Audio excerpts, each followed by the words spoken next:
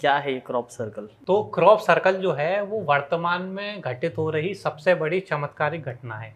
लेकिन हमेशा ये जो डिज़ाइन है ये सर्कल के रूप में नहीं होती है, कई बार अलग प्रकार की डिज़ाइंस भी होती हैं। तो इसका और ज़्यादा परफेक्ट जो नाम होना चाहिए वो होना चाहिए क्रॉप डिज़ाइंस। के जैसे फॉर एग्जांपल गेहूं के फसल खड़े हुए हैं, पलक झपकने से भी कम समय में वहाँ हजारों गजों के खेत में फसलों से एक डिज़ाइन बन जाती है, फसलें झुक जाती हैं बेसिकली। और अगर आप ऊपर ड्रोन से देखोगे या किसी आसपास कोई पहाड़ी है वहाँ से खड़े होकर देखोगे तो आपको एक बहुत बड़ी डिज़ाइन नज़र आएगी। तो वो डिज़ाइन को बनने के लिए जो फसलें हैं विशेष प्रकार से बेंड हो जाती हैं, झुक जाती हैं, ताकि वो डिज़ाइंस बन सकें और ऐसा होते समय कोई भी फसल को नुकसान नहीं पहुंचता है।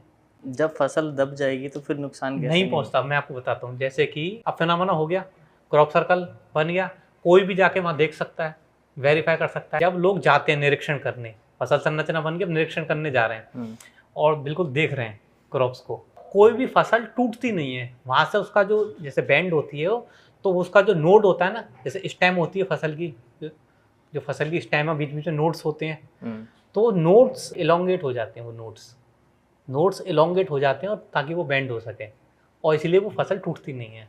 और जब वो फसल संरचना बन जाती है तब उस फसल टूटी नहीं है तो उसमें जो ग्रोथ है वो निरंतर चालू रहती है, झुकी हुई फसल में भी और खड़ी हुई फसल में भी।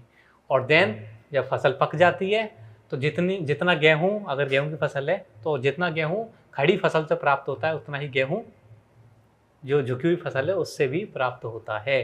तो इस प्रोसेस में किसान को गेहूं के एक दाने का भी नुकसान नहीं होता है।